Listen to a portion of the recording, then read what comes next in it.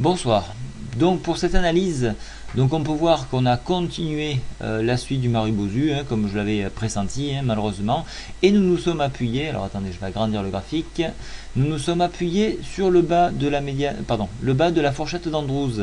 Donc sur ce niveau, il peut y avoir un rebond technique. Donc ça c'est à prévoir pour demain.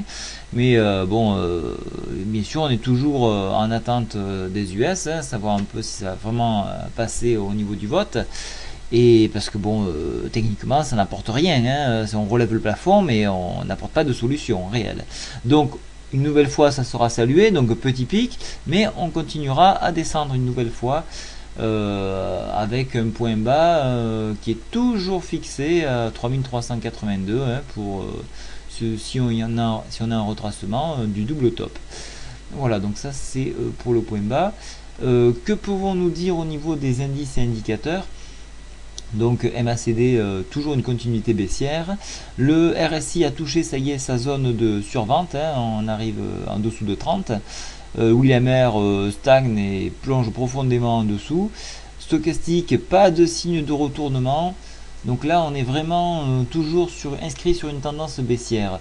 Si je trace des lignes de tendance, on peut voir qu'on n'a rien. On n'a rien. Donc si vraiment on ne rebondit pas sur la médiane demain, donc on pourrait très rapidement tester les 3005, un support psychologique, et puis après, alors là c'est le gouffre, c'est le gouffre, on tombe à 3434 sans aucune retenue.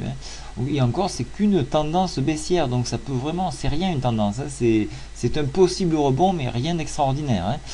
Pour retrouver un support solide, on a les 3332, support majeur. Et donc ici j'ai retracé pour plus de clarté les 3377, pardon, 3300 un peu plus haut, 3379, le double top. Voilà, donc c'est toujours une tendance négative. Donc pour ceux qui jouent la hausse, on peut essayer de tenter le rebond donc, sur le bas de la fourchette en visant les 3611, un point maximum. Et pour les baissiers, donc en enfoncement du bas de la fourchette d'Andrews, on pourra fixer les 3432 si le seuil psychologique des 3500 passe. Personnellement, je reste sur une continuité baissière et je reste calme. Je n'agis pas, même s'il y a beaucoup d'opportunités en ce moment sur les titres, je ne propose rien. J'attends d'avoir une réponse de nos chers analystes de Moody's, Fisher et Standard & Poor's pour prendre une décision, à savoir si on retourne à la hausse ou pas. Voilà, je vous ai tout dit pour ce soir. Je vous souhaite une très bonne soirée. Au revoir.